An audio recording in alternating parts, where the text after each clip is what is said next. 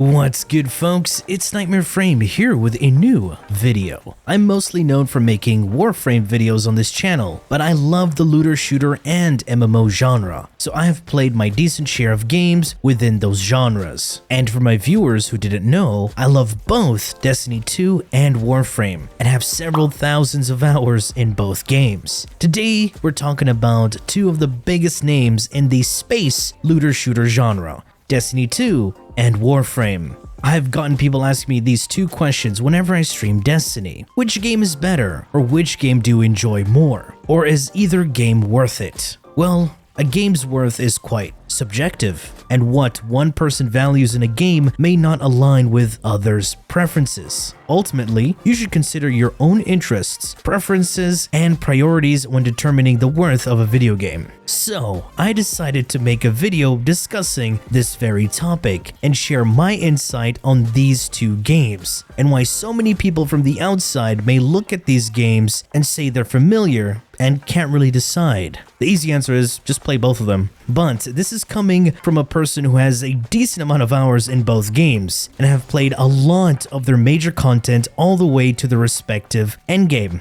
I've been playing Warframe since 2016, and I decided to dabble a little into Destiny. Played a little during the Red War, but officially started playing the game when Beyond Light released, and have been playing ever since. Picked up the game because a lot of my Warframe friends have been playing for a while, and also the game looked damn cool. So did the gunplay and visuals. Both games have been around for a while, but they offer very different experiences. Let's dive in and find out what makes each game unique. Time for a small short history and details about each game. Destiny 2 was developed by Bungie. Bungie's known for creating a popular game series called Halo. Following the success and continued support of the original Destiny, Bungie started working on its sequel, Destiny 2. The game was released on September 6, 2017. Warframe is developed and published by Digital Extremes, aka DE. The initial concept for Warframe was introduced in the year 2000 as a project called Dark Sector, but it went through significant changes and evolved into the game we know today, Warframe. The game was first released on March 25th, 2013. First up, we have Destiny 2. This is a first-person looter shooter that combines several MMO elements in a first-person shooter environment. Players take on the role of a guardian, a protector of Earth's last city. You'll travel the galaxy battling against different alien races, completing missions, strikes, and raids while acquiring new gear. One of the biggest draws of Destiny 2 is the game's stunning visuals and technical fast-paced first-person gameplay. The game has rich lore, even though some of this lore tends to be lost because of sunsetting, or you need to dig deep and read. Impressively, there are channels dedicated to covering the immense lore this game has to offer, which adds a level of depth and immersion that you would often find in large MMOs. Destiny 2 is also a co-op looter shooter. Players can team up with friends to tackle challenging missions, participate in PvP battles, and even take on raids that require coordination and teamwork, from a 3-man team all the way up to a full 6-man fire team. Now, let's talk about Warframe. This is a third-person action game set in a futuristic universe where players take on the role of a powerful warrior called the Tenno. The game is all about fast-paced, fluid combat and parkour-style movement, one of the best movements in any video game you'll ever experience. Players use a variety of weapons and abilities to take down enemies and complete missions. It's almost like a third-person looter shooter ARPG. One of the key differences between Warframe and Destiny 2 is the game's focus on action and movement. Warframe is all about fluidity and speed. Taking things slow in Warframe is counterintuitive, as players are able to zip around the battlefield, dodging enemy attacks and dishing out massive damage. The game also features a deep customization system, allowing players to tailor their Warframes and weapons to their taste, aka Fashion Frame. From using modification cards called mods to improve the damage, survivability, and utility of their Warframe and weapons, all the way to different color palettes and attachments you can use on your Warframes to suit your look and damage output. Another difference is that Warframe is a free-to-play game, whereas Destiny 2 is a free-to-try deal, with moderate content, but requires you to purchase its expansions to fully experience the game, where it can be a hassle to figure out what DLC you need to purchase, as some may not contain specific content, meaning you would need to purchase more, making Warframe have a relaxed pace with more emphasis on collecting Warframe's weapons and resource grinding, allowing you to simply enjoy the experience and power fantasy. While Destiny 2 is more about gearing your 3 Guardian classes to make them stronger for different challenging encounters. Now that you have a general idea of both games, let me talk about their new player experiences and what to expect when you start the game. The new player experience in Destiny 2 has undergone a few significant changes over the years, with the developers constantly working to make it more accessible and enjoyable for new players, to a certain extent, because a lot of new players tend to feel really lost in the beginning of Destiny. Here's a look at what to expect if you're starting out in Destiny 2 today. When you first start the game, you'll create your character and choose your class. Destiny 2 has 3 classes to choose from: the Titan, Hunter, and Warlock. Each class has its own unique abilities and playstyle. After creating your character, you'll be thrown into the game's new light campaign. The campaign serves as an introduction to the world of Destiny 2 and sets the stage for the rest of your journey. The missions are designed to be somewhat challenging but manageable, and they'll introduce you to the different types of enemies you'll encounter in the game, along with game controls, mechanics, and story, or lack thereof. You can't really follow the story because, for one, it's a mess, because parts of it are actually missing. After completing the New Light campaign, you'll find yourself at the Tower, a social hub that serves as your home base. Here you'll interact with vendors and other players, pick up new quests and bounties, and upgrade your gear. You'll also have access to a number of other activities, such as Strikes, Crucible, which is PvP, and Gambit, a PvPvE hybrid mode. The downside of Destiny 2's new player experience is that when you start as a new player, you don't start from the beginning of the story, and this is where it can get really confusing for players. It starts you off at the current season and its story, and some of the content has been sunset, meaning removed from the game and locked away, not accessible to any of the new lights, even for the people who paid for it, which is unfortunate as you tend to be lost and have no idea what story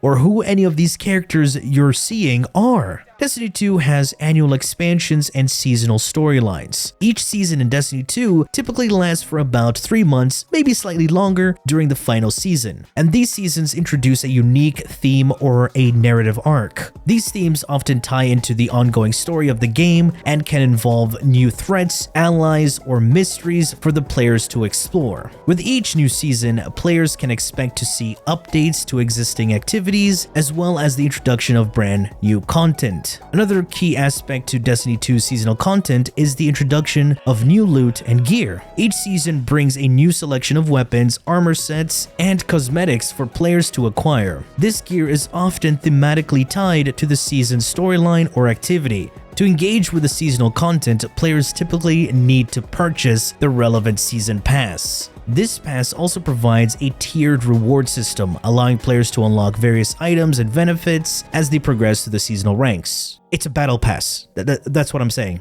However, outside of seasons and seasonal activities, as you play through the missions and participate in various other activities, you'll acquire new gear and weapons. You'll also earn experience points that will benefit the seasonal battle pass progression. The gear you acquire will have different stats and perks, so it's important to choose wisely. The game also has a mod system that allows you to further customize your gear to suit your playstyle and optimize your damage.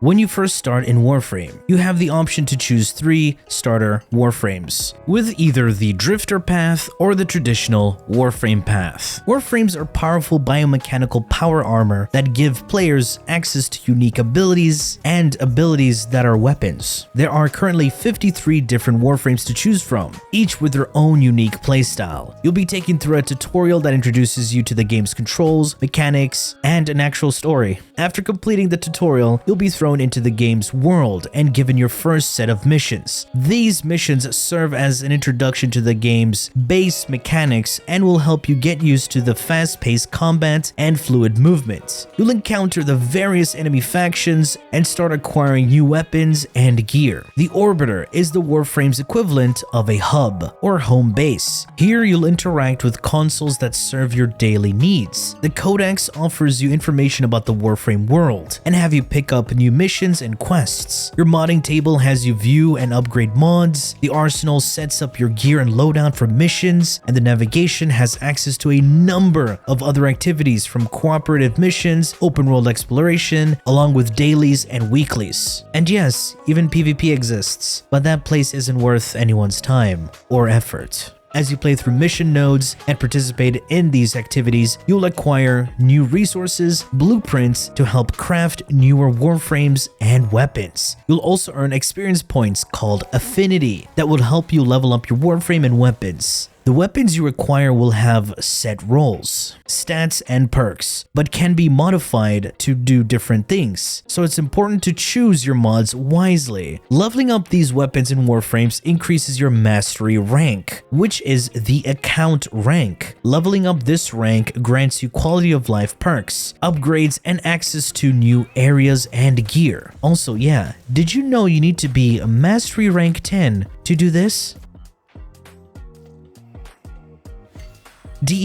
Why? Unfortunately, both games are really bad at explaining things, especially when it comes to abilities, mods, and perks, and it's usually up to the players to do a lot of research on the wiki or find credible information to know what exactly certain things do or work. I actually have a few videos talking about this very issue. When it comes to looter shooters, there is one thing people love the most: the hunt for new, exciting gear and items, so they can use them in challenging activities. So, this brings us to the endgame grind.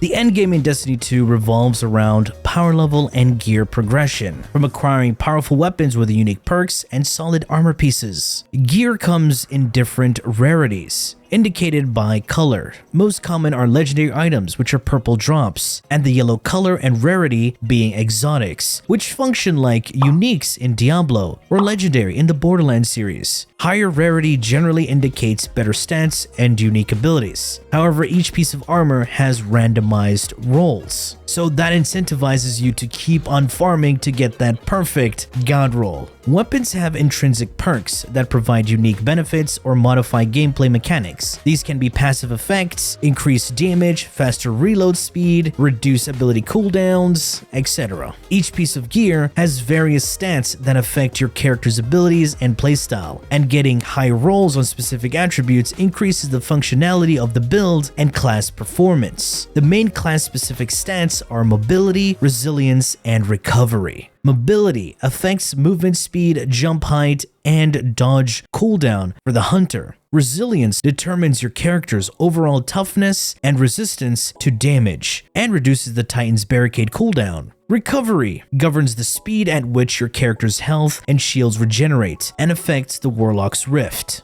Additionally, you have utility stats: discipline, which reduces grenade cooldown, intellect reducing super ability cooldown, and strength reduces melee ability cooldown. Along with the stats, the items are represented by a large number, which determines the item's power. Power level is a measure of your character's overall strength and is determined by the average power level of all equipped gear. As you play through the game by doing missions, pinnacles, you'll have opportunity to acquire gear with higher light levels, which increases your power level. Raids and dungeons are some of the most challenging and rewarding endgame activities in Destiny 2. Raids are 6-player activities, while dungeons are 3. Both are cooperative missions that require teamwork, communication, and strategy to complete. Both offer high-end gear as rewards, so they are a great way to increase your power level and progress through the endgame. There are also different challenging tiers to raids and dungeons. Strikes and Nightfalls are similar to dungeons, but they are designed to be faster but offer its fair share of challenge. Grandmaster Nightfalls are more challenging than your average Nightfalls, as they have modifiers that work with and against you. They have elite elite enemy units called champions that are usually quite formidable. These grandmasters offer high-end gear and rewards upon completing them, and a fancy cool title if you complete all of them in the entire season, while strikes are a great way to get started with endgame activities and learn the basic of cooperative gameplay. Crucible is Destiny 2's PvP mode, where you can test your skills against other players in various game modes.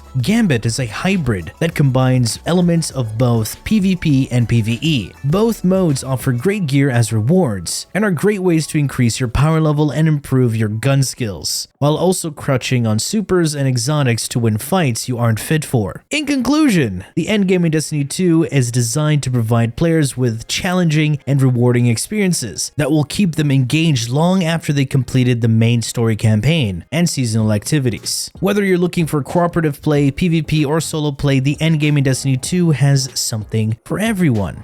The endgame in Warframe is something where we have to think hard about. Just like Destiny 2, you have to grind out your gear, which includes the Warframe, weapons, mods, arcanes, amps, and focus schools. Mods are a crucial part of enhancing the performance of your Warframes and weapons, as they define a lot of builds. Mods also need to be upgraded to be useful, and this is where a lot of various segmented grinds factor into the game, as mods provide various bonuses such as increased damage, critical rating, elemental damage, and much more. You can obtain mods as mission rewards, buy them from vendors, playing through specific activities, or trading with other players. Mods also have a cost when you rank them up. Not only that, they are represented by a unique shape that is known as a polarity, and you aren't able to fit all of them into a build, and this is where other resources are required. Forma and an Archon catalyst or reactor. Forma is a resource used to polarize mod slots on Warframes, weapons, and companions. Polarizing a slot allows you to halve the mod's cost if the mod matches the polarity, and this enables you to fit more powerful mods on your gear. Archon catalysts for weapons and Archon reactors for Warframes and companions,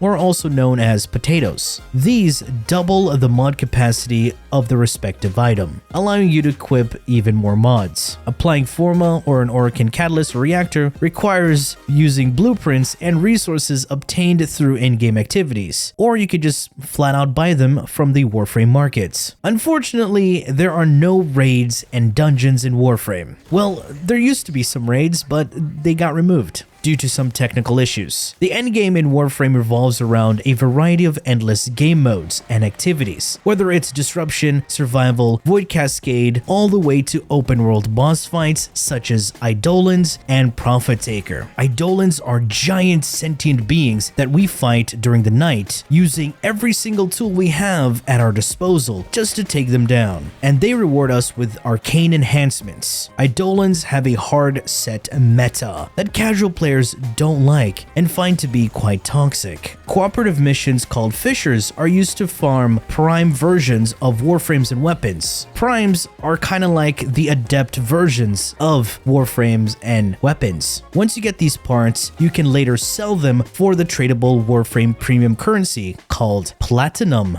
Endless missions are repeatable missions that offer subpar and basic rewards, but a great way to grind for resources and materials, and of course, test your builds. Nightwave is Warframe's attempt at a free battle pass. The rewards it offers are not worth the grind and time investment, and funny enough, you can complete it passively by just playing the game. Some view it as a way to keep the game fresh and exciting, but no. Nightwave used to be good when it had a story you can follow. Sorties and Archon hunts are daily/weekly missions that offer various rewards. These are Warframe's equivalent to strikes from Destiny. Sorties are designed to be some of the most challenging missions for early and novice players, while offering decent rewards. Archon hunts are weekly missions that end in a boss fight that offer you shards that boost your Warframe's utility or damage outputs. These are not mandatory, but more so items used to min-max builds.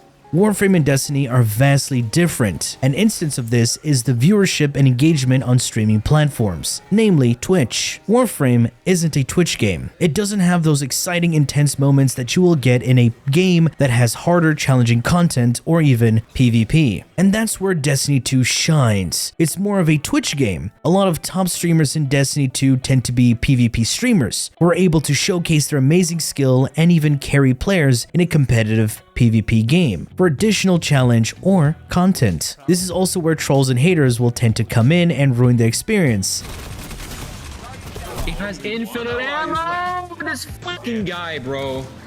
But that's also part of the content. How well the streamer can adapt and overcome, or how priceless their reaction when it all fails for the troll or when the troll wins. And there are also Grandmaster Nightfall runs, where carries tend to take place or even solo attempts.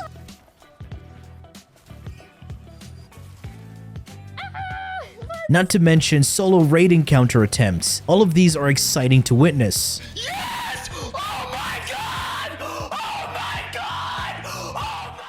But Destiny tends to have one of the biggest events after every expansion release, and this is the Day 1 raid race. A new raid is released with every new expansion. Day 1 refers to the first 24 hours after a new raid is released. Day 1 raids are highly anticipated events in the Destiny 2 community. They provide a unique and exciting challenge because players are competing to be the first in the world to complete the raid within the first 24 hours of its release. Bungie enables contest mode for the new raid. This often introduces unique mechanics and surprises in the Day 1 raids to increase the difficulty and keep players on their toes. Day 1 raids are intense and demanding experiences that require exceptional teamwork, communication, and skill. They serve as a pinnacle of achievement within the Destiny 2 community and create memorable moments for players as they overcome formidable challenges together. I was fortunate enough to participate in the Day 1 raid. Even though my team wasn't the first to finish the raid, it was still an amazing experience, and I was rewarded with a small cosmetic flair to show I was there.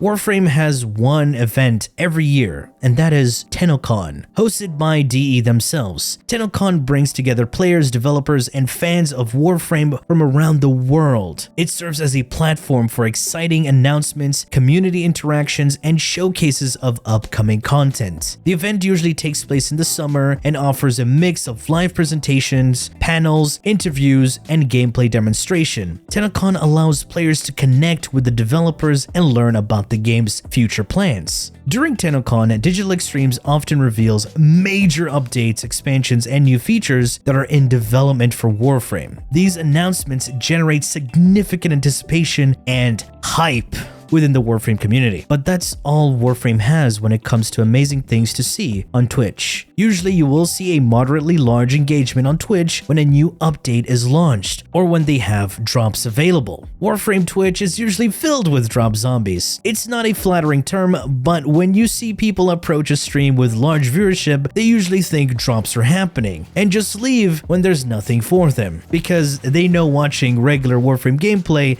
doesn't have the same vibe and merit as watching something like a PvP match or massive large-scale raids. But you usually come to watch a Warframe stream when you want to chill or learn some new mechanic or build for a particular Warframe or weapon. Here are some of my final thoughts about the game. FOMO in Destiny 2 is a huge turnoff, especially if you have a lot of games out there to play and just have actual things to do in real life. Basically, in Destiny, you'll have a limited time to complete activities, earn specific weapons, armor, cosmetics, or engage with unique challenges. If you're unable to play during that time, you may feel left behind and miss out on obtaining those rewards. I'm simple. I gotta Guild my Conqueror title every season, and then I dip. So it's not that big of a deal for me.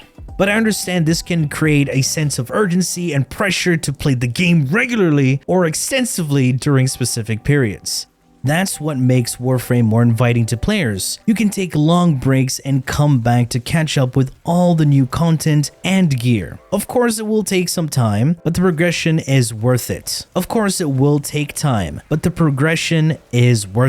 Even though Warframe has added slight FOMO with Archon shards and incarnate adapters, which are weekly specific farmable items. But don't worry, you will eventually get them all. And of course, in the future, DE will make them more accessible. Like with the recent addition with buying incarnate adapters with Platinum. Warframe is a game more catered to the casual player base. But one of the biggest gripes I have about the game is the crafting time gating. It's a huge turnoff for me and a lot of players. And there are new players who actually leave because they find this to be really annoying. Like having to wait 12 to 24 hours to use a new weapon, or 3 days to use a new Warframe, and even longer with the Warframe Equinox. Yikes. But hey, you can always use Platinum to rush the craft time, right? Also, the lack of quality of life options for a lot of the game's menus. For example, having to travel all the way to an NPC on a floating ghost ship to change a perk on a weapon. Wait, Destiny does have this as well. At least Warframe doesn't charge you valuable resources to do something like that, right? Wrong. Bile exists. Ugh.